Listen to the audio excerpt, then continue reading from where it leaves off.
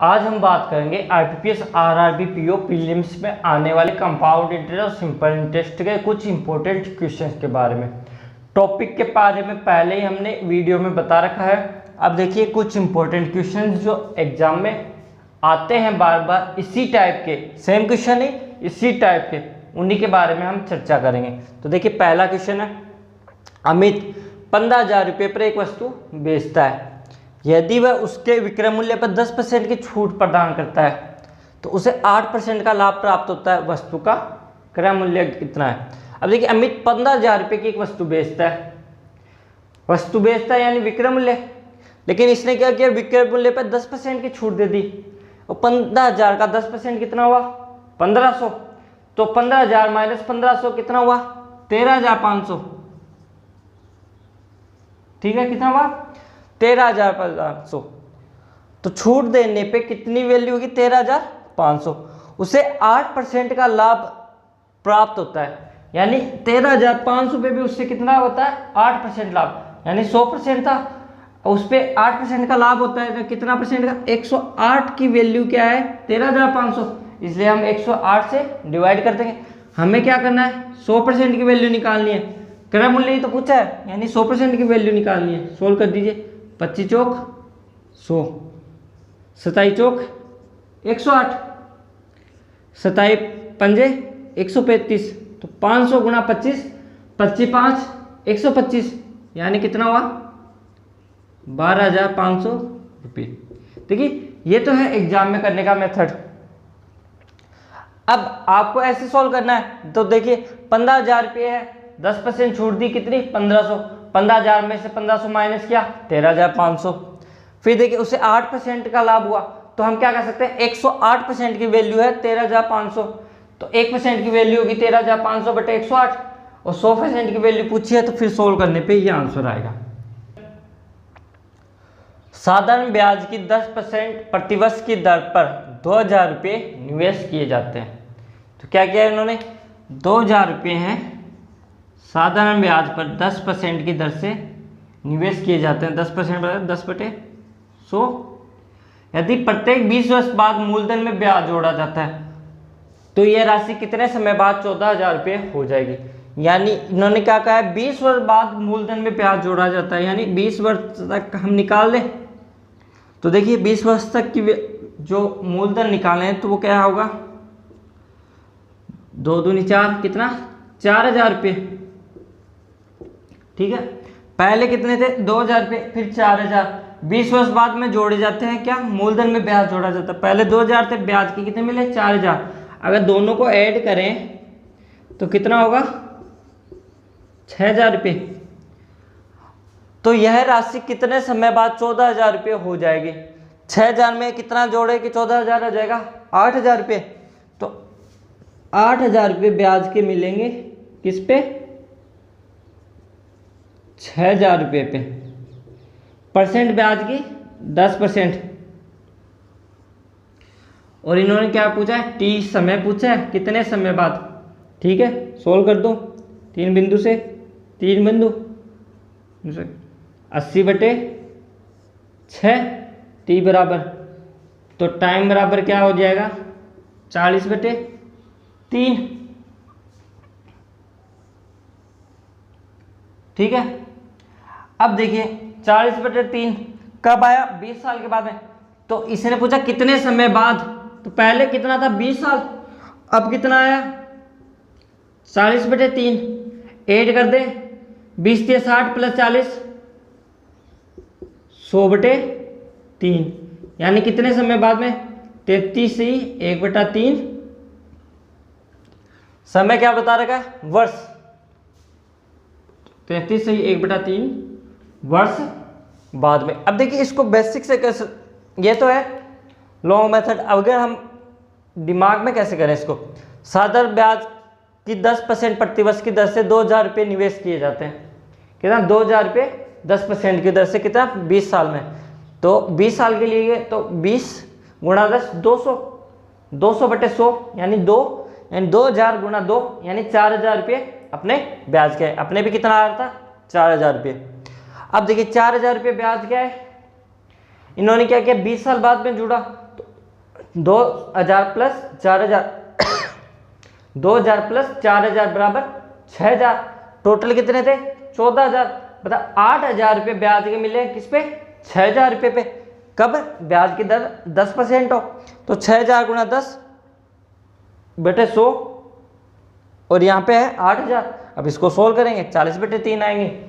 20 plus 40/3 बराबर 100/3 बराबर 33। 1/3 वर्ष में ये राशि क्या होगी? 14000 रुपये हो जाएगी। नेक्स्ट क्वेश्चन देखिए। अमित 2 वर्ष के लिए साधारण ब्याज पर 8% प्रति वर्ष की दर से एक निश्चित राशि उधार लेता है। उसे चक्रवृद्धि ब्याज की समान दर पर समान अवधि के लिए रवि को उधार देता है। उसने क्या किया? 2 वर्ष के लिए 8% की साधारण ब्याज से कोई राशि उधार ली और उसी ने क्या किया? वो राशि रवि को दे दी। किस पे? 2%। 2 वर्ष के लिए 8% चक्रवृद्धि ब्याज की दर से, तो 16 रुपये का लाभ प्राप्त होता है। तो इसने क्या किया? 2 वर्ष के लिए 8% यानी कितना हुआ? 16% उसने ली राशि। अब हम क्या कहेंगे कि चक्रवृद्धि ब्याज की दर से सेम, यानी 2 वर्ष का अगर हम 8% का चक्रवृद्धि ब्याज निकालें तो 8 प्लस 8 गुणा 8 बटे 100, तो इसको क्या लिख सकते हैं? 16 प्लस 64/100, तो इसको क्या लिखेंगे? 16.64। ठीक है, तो 16 रुपये का लाभ प्राप्त होता है, यानी 16.64 ब्याज है वो रवि किसको देगा? अमित को। और अमित जिससे राशि उधार ली उसको 16% ब्याज देगा। तो इन दोनों का जो माइनस निकालेंगे तो कितना आएगा? 0.64%। तो 0.64% का जो लाभ है यानी वो कितना है? 16 रुपये। तो 0.64% बराबर कितना हुआ? 16 रुपये। तो 1% बराबर कितना हुआ? 16/0.64। ठीक है, अब परसेंट हटाए 100, 16 चौक 64। और देखिए यहाँ पॉइंट है, पॉइंट को हटाया तो वो भी कितना हुआ? 100। 16 चौक 64, 25 चौक 100, 2500।